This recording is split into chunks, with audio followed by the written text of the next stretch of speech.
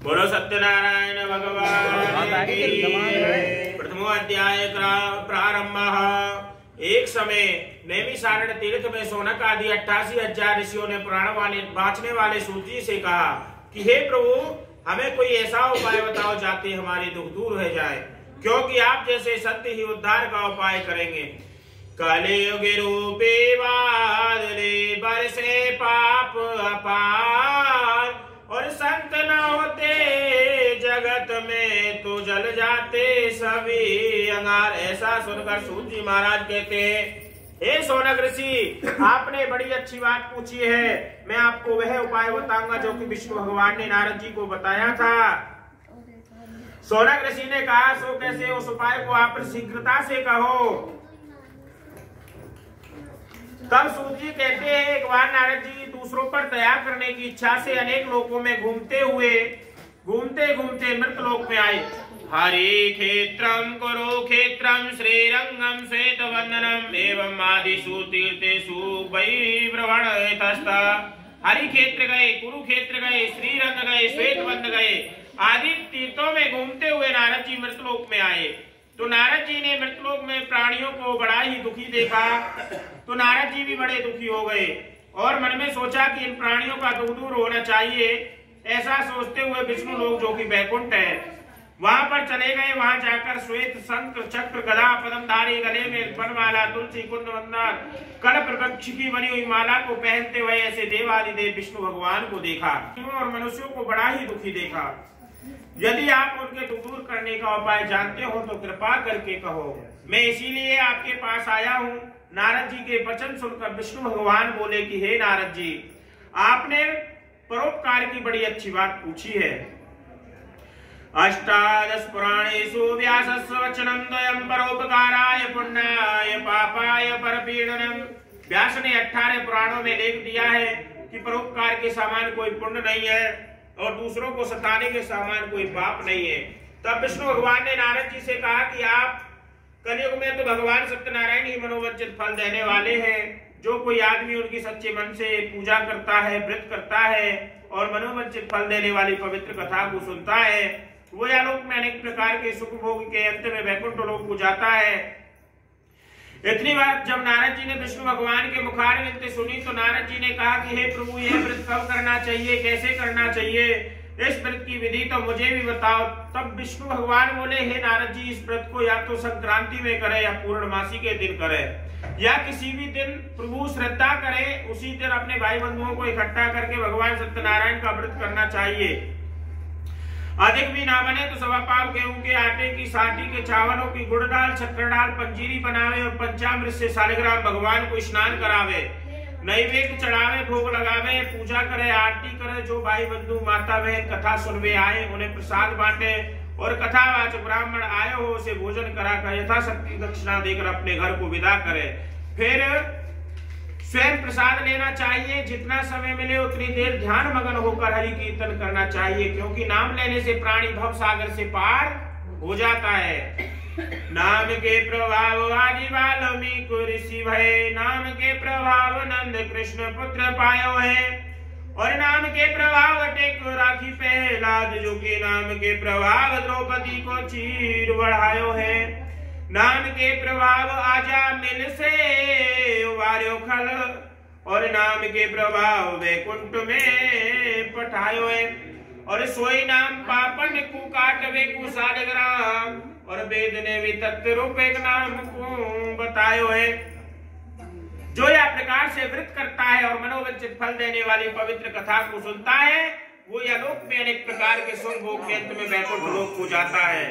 श्री स्कंद पुराणे सूर्यवाय खंडाय श्री सत्यनारायण व्रत कथायां प्रथमो अध्याय। श्री हरे नमः। बोलो सत्यनारायण भगवान की जय। द्वितीय अध्याय प्रारंभ। सूत जी कहते हैं, काशीपुर गांव में एक गरीब ब्राह्मण रहता था। स्त्री कमलमुखी पतिव्रता स्त्री थी। वे दोनों भद्रसेन नाम की नदी के किनारे भगवान सत्यनारायण का व्रत करते थे। इतने में एक साधु नाम का सेठ वहां आया। वह अपनी नाव में व्यापार के लिए अनेक प्रकार की वस्तुओं को लाया करता था। नदी के किनारे जब सेठ जी ने राजा रानी को व्रत करते देखा तो नाव को नदी के किनारे ठहरा दिया और पूछने लगा कि हे राजन, आप ये क्या करते हो और इसके करने से क्या फल मिलता है। तब राजा बोला कि हे वैश्य, मैं निसंतान हूँ, मेरे कोई संतान नहीं है, संतान की इच्छा से यह व्रत करता हूँ। ऐसा मुझे संत ब्राह्मणों ने बताया है कि भगवान सत्यनारायण की कृपा से मनोकामना पूरी हो जाती है, इसीलिए ये व्रत करता हूँ। ऐसा सुनते ही साधु नाम के वैश्य ने राजा से कहा कि हे राजन, यह व्रत की विधि तो मुझे भी बताओ, क्योंकि मैं भी निसंतान हूँ, मेरे कोई संतान नहीं है। यह व्रत के प्रभाव से निश्चय आनंद है जाए पड़े तो मैं व्रत करूंगा। मैं भगवान ने दोनों को मिला दिया। अरे जो जैसा होता है भगवान उसको वैसे से ही मिला देते हैं। अरे होते हैं जिनके भाव जैसे उनको वैसे ही स्थान मिलते हैं। मिले नीच को नीच, ऊंच को विद्वान मिलते हैं। मिले कायर को कायर, सूर्य को बलवान मिलते हैं। और मगर जब मिलते हैं तो निर्मलों को भगवान मिलते हैं। राजा ने व्रत की विधि वैश्य को बता दी। तब वैश्य ने भगवान सत्यनारायण का प्रसाद लिया। प्रसाद लेकर भगवान सत्यनारायण को ध्यान रखते हुए चल दिए। आगे चलकर व्यापार किया। व्यापार करते करते काफी समय निकल गया।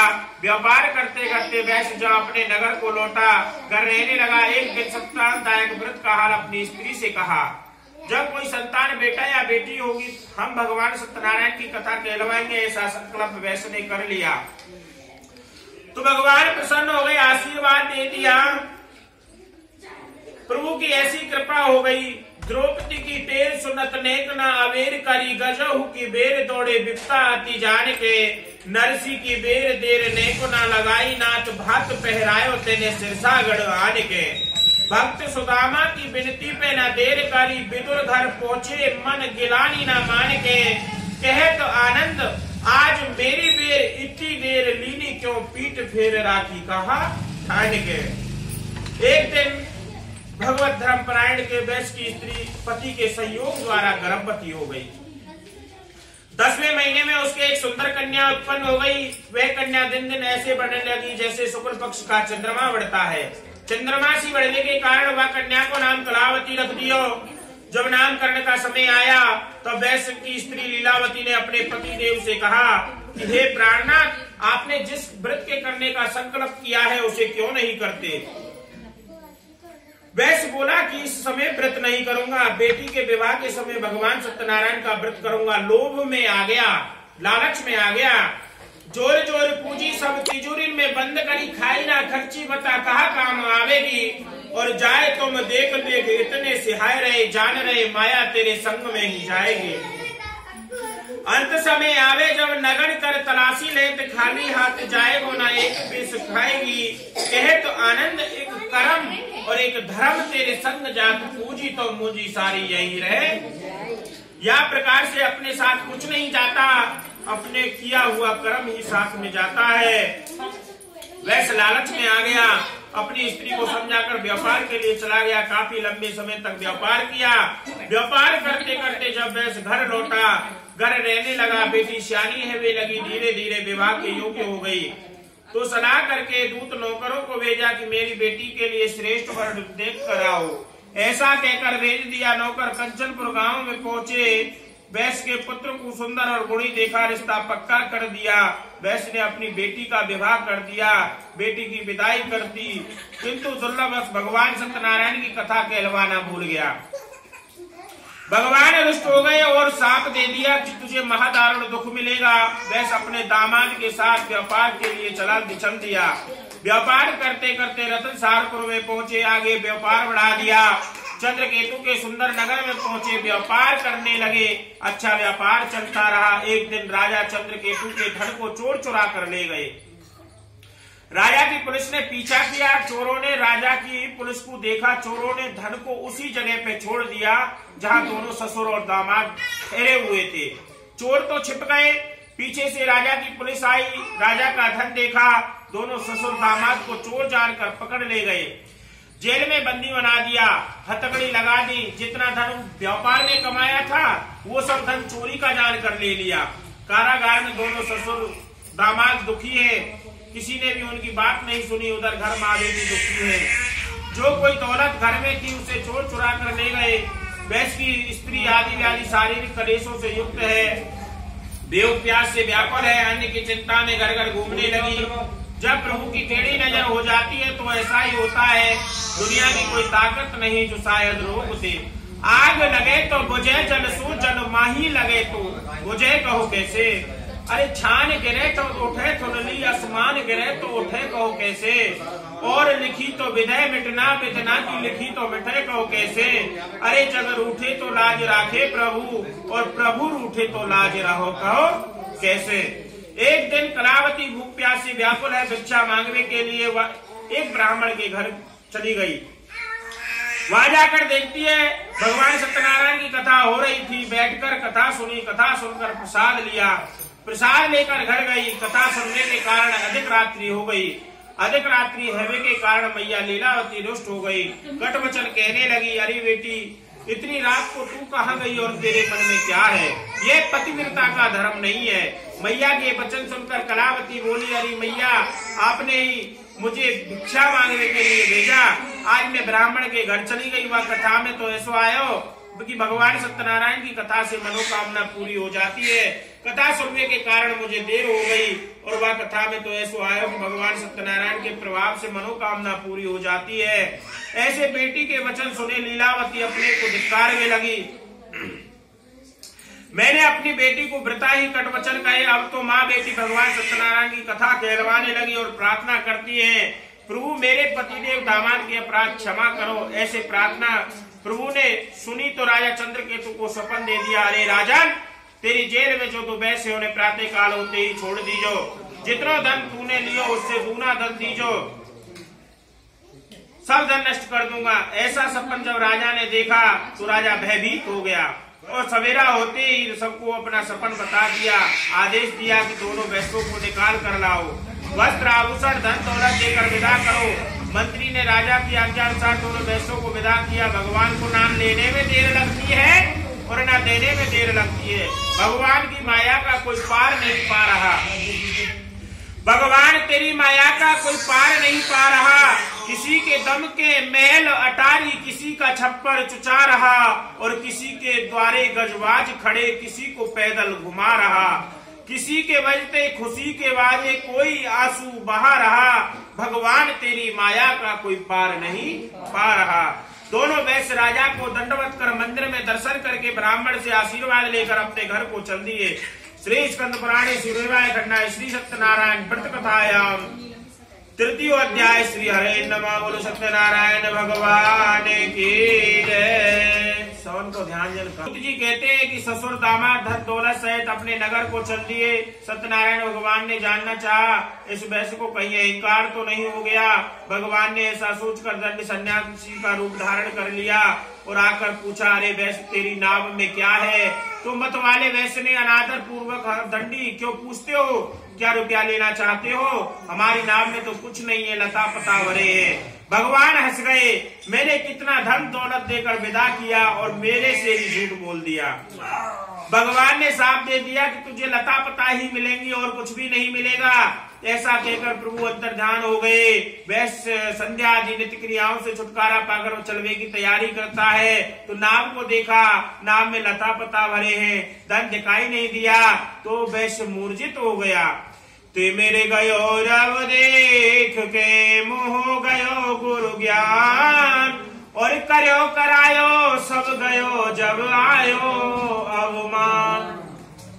तो उसको अवमान आ गया। जब वैश्य को होश आया तो दामाद ने कहा कि आपने दंड सन्यासी से झूठ बोला, आपको उसका यह फल मिला है, आप उन्हीं की शरण में चलो, प्रार्थना करेंगे तो प्रभु क्षमा करेंगे। ऐसा दामाद ने कहा तो वैश्य प्रभु का ध्यान करने लगा। दंड सन्यासी की शरण में गए, प्रार्थना करने लगे कि हे प्रभु मैं बड़ा ही अज्ञानी हूँ, पापी हूँ, मूर्ख हूँ, आपकी माया को पहचान ना सका, मेरे अपराध क्षमा करो। प्रभु ने वैश्य की पुकार को सुना तो क्षमा कर दिया और कहा, हे वैश्य तू मेरी पूजा से अलग हो गया, इसलिए तुझे महादारुण दुख मिला, अब तेरी नाव में धन तुझे मिल जाएगा। तो वैश्य आशीर्वाद लेकर अपनी नाव को देखा कि धन भरा हुआ है, प्रसन्न हो गया और दामाद से कहता है, अब घर को चलो, देर क्यों करते हो। चलते चलते वैश्य धन समेत नगर के पास आ गए तो नाव तो दामाद से बोले और कहा, मेरी रतनपुरी नाम की नगरी को देखा। वैश्य ने अपने नौकर को घर जाकर समाचार देने के लिए भेज दिया। नौकर ने कहा, घर जाकर वैश्य की स्त्री लीलावती को दंडवत किया और कहा, लालाजी बंधु वर्ग धन समेत नगर के समीप आ गए हैं। नौकर के ऐसे वचन सुनकर लीलावती प्रसन्न हो गई और वह अपनी बेटी से बोली, मैं तो भगवान सत्यनारायण की पूजा करा कर ही जा रही हूँ, तू भी शीघ्रता से जल्दी से आना। ऐसा कहकर मैया तो पहले ही चली गई। बेटी ने भगवान सत्यनारायण की कथा सुनी, जल्दी आरती करी और जल्दी जल्दी सबको प्रसाद बांटे। प्रसाद का बांटकर स्वयं ने प्रसाद नहीं लिया। प्रसाद का त्यागन करके अपने पतिदेव के दर्शन के लिए गई तो भगवान रुष्ट हो गए। उसके पतिदेव को धन और दौलत सहित नाव नदी सहित नदी में डुबा दिया। ऐसा प्रतीत होने लगा। जब कलावती ने अपने पतिदेव के दर्शन नहीं किए तो मां दुख से रोती हुई पृथ्वी पर गिर पड़ी। जब कलावती को होश आया तो अपने पतिदेव की खड़ामुने सती होने का निश्चय किया। तो मेरे पतिदेव के मुझे दर्शन होते, यदि मुझे दर्शन नहीं हुए तो मैं अपनी पतिदेव की खड़ामुने सती हो जाऊंगी। कलावती की ऐसी दृढ़ प्रतिज्ञा देखी तो आकाशवाणी हुई, अरे वैसे तू रोवे मत, जो तेरी बेटी कलावती है उसने मेरे प्रसाद का त्यागन कर दिया है। यदि वे घर जाकर प्रसाद खाकर लौट कर यहाँ आए तो निसंदेह याकूया के पति जीवित हो जाएंगे। ऐसी आकाशवाणी को कलावती ने सुना, घर गई, घर जाकर प्रसाद लिया। प्रसाद खाकर लौटकर प्रभु का ध्यान करते हुए नदी के किनारे आई तो प्रभु की कृपा से अपने पतिदेव के दर्शन पाए तो प्रसन्न हो गई। नेहे लगाई बालक ध्रुव ने निश्चित पदवी पाई है, और है सुख कर प्रभु को प्यार जगत को साबित कर दिखलाई है।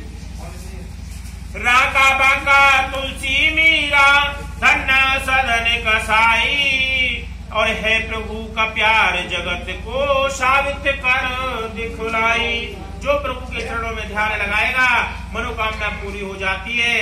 कलावती ने अपने पतिदेव के दर्शन पाए।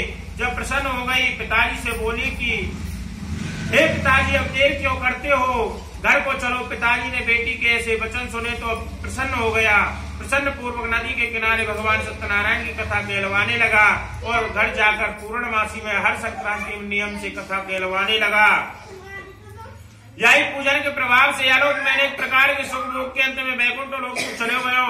अरे जाएगा जरूर यह मानना, अनित कर राम गाय यही काम आएगा जप तप नेम व्रत अंत लोग आएगा। अरे ना गाएगा प्रभु को न साएगा, तीनों पन्नी कवि कहे लोभ वश सभी को भुलाएगा। अरे ना लाया है वहां से न ले जाएगा यहाँ से, हाथ पाम झाड़ के धनी के पास जाएगा। और राम गाय यही काम आएगा। श्री स्कंद पुराणे सूर्यवाय खंडाय श्री सत्यनारायण व्रत कथायाम चतुर्थ अध्याय श्री हरे नमो सत्यनारायण भगवान। पंचमो अध्याय प्रारंभ। सूत वाचा, सूत जी महाराज कहते हैं, पंगरध्वज नाम का राजा। पंचमो अध्याय प्रारंभ। सूत जी महाराज कहते हैं, एक पंगरध्वज नाम का राजा, उसने भगवान सत्यनारायण के प्रसाद का त्यागन कर दुख पाया था। एक दिन वह जंगल में जाकर अनेक प्रकार के पशुओं को मारकर बरगद के पेड़ के नीचे बैठ गया। वह संतुष्टि भक्ति पूर्वक ग्वालवाल भगवान सत्यनारायण का व्रत करते हैं। राजा गर्व के मारे ना तो वहां गया और ना ही भगवान को नमस्कार ही किया। ग्वालवाल सत्यनारायण भगवान का प्रसाद लेकर आए, रखकर लौटे, आप भी खाने लगे, पर राजा ने भगवान सत्यनारायण के प्रसाद का भी त्यागन कर दिया। घर आ गया तो भगवान रुष्ट हो गए और साप दे दिया कि तुझे महादारुण दुख मिलेगा। साप के कारण राजा के 100 पुत्र थे, वे बीमार हुए लगे। जो कुछ धन दौलत थी वो नष्ट होने लगी। तब राजा बड़ा ही दुखी हुआ। संत ब्राह्मणों से पूछता है कि हमसे बड़ी भूल हो गई, मैंने भगवान सत्यनारायण के प्रसाद का त्यागन कर दिया। अरे ब्राह्मणों बताओ अब मैं क्या करूं। जब ब्राह्मण बोले, अरे राजन तुम वही जंगल में वही पेड़ के नीचे जाओ और भगवान सत्यनारायण का व्रत करो, प्रार्थना करो, भगवान अवश्य कृपा करेंगे। फिर से तेरे दरबार पे सर को झुकाने आ गया और जो गुजरती है दिल पे मेरे वह भी सुनाने आ गया। मैंने माना तेरे प्यार के काबिल नहीं, बदलेगा मुकद्दर आजमाने आ गया। और कौन कहता है दुनिया में जिसको मैं अपना कहूँ, और सारी दुनिया छोड़कर तुझे मनाने आ गया। अरे जाऊंगा ना खाली हाथ तो आज तेरे दरबार से, क्योंकि यह दरबार प्यारे मेरे मन को भा गया। तब ब्राह्मणों ने राजा को बताया तो राजा को निश्चय हो गया वही चलना चाहिए जहाँ भगवान राजा वही वन में वही पेड़ के नीचे भगवान सत्यनारायण का व्रत करता है, प्रसाद लेता है, प्रार्थना करता है और थोड़ा सा प्रसाद घर को लेकर आता है। राजा का ऐसा भाव प्रभु ने देखा तो प्रभु प्रसन्न हो गए, आशीर्वाद दे दिया। राजा के 100 पुत्र बीमार थे वे ठीक है वे लगे, जो धन नष्ट हो रहा था वह दोबारा से प्राप्त है वे लगे हो। अब तो राजा प्रसन्न हो गया और नियम से राजा अपने घर हर पूर्णमासी में हर संक्रांति में भगवान सत्यनारायण की कथा कहलवाने लगे हो। यही व्रत के प्रभाव से आलोक में अनेक प्रकार के सुख भोग के अंत में वैकुंठ लोक को चले गयो। जो कोई परम दुर्लभ भगवान सत्यनारायण को व्रत करता है और भक्ति से मनोवंचित फल देने वाली पवित्र कथा को सुनता है, वो आलोक में अनेक प्रकार के सुख भोग के अंत में वैकुंठ लोक को जाता है। जमुना जी के नहाए थे यमलोक के त्रास मिटे, और पाप दूर खड़े रहे श्री गंगा जी के नहाए थे। और 11 लाख योनि कट जाए श्री गिरिराज जी की दंडोती लगाए थे, और 3 लाख योनि कट जाए पावन हु के धाये थे। और संस्कृत पढ़े थे तेरी काया पवित्र है जाए, और जीमत गति है जाए श्री गीता जी के गाये थे। कहे तो आवेद राम तेरी सब बातन में खर्च लागे, और सूदी गत है जाए श्री राधा कृष्ण गाये थे। सूदी जी कहते हैं सोनक ऋषि जिन्होंने भगवान सत्यनारायण का व्रत किया उनके दूसरे जन्म का हाल बताते हैं। सतानंद नाम को ब्राह्मण जिसने भगवान सत्यनारायण का व्रत किया, यही व्रत के प्रभाव से दूसरे जन्म में सुदामा हुआ, जो कि भगवान श्री कृष्ण का मित्र था। लकड़हारा यही व्रत के प्रभाव से दूसरे जन्म में निषाद राजा गुहा हुआ, जो कि भगवान श्री राम का भक्त था। उलगाम को राजा दूसरे जन्म में राजा दशरथ हुए, जिनके यहाँ स्वयं भगवान ने आकर जन्म लिया। साधु नाम का वैश्य भी सत्यप्रति राजा मोरध्वज हुआ, जो आर्य से पुत्र के शरीर को चीरकर मोक्ष को प्राप्त हुआ। त्वंगध्वज राजा दूसरे जन्म में स्वयं मनु हुआ, जो भगवान संबंधी कर्म कर वैकुंठ को प्राप्त हुआ। सूत जी कहते हैं जो प्रभु के चरणों में ध्यान लगाएगा या सच्चे भाव से हरि कीर्तन करेगा, व्रत करेगा, वो आलोक में अनेक प्रकार के सुख भोग के अंत में वैकुंठ लोक को जाता है। श्री स्कंद पुराणे सूर्यवाय खंडाय श्री सत्यनारायण व्रत कथायाम पंचमो अध्याय श्री हरे नाम बोलो सत्यवान। बाजो राधे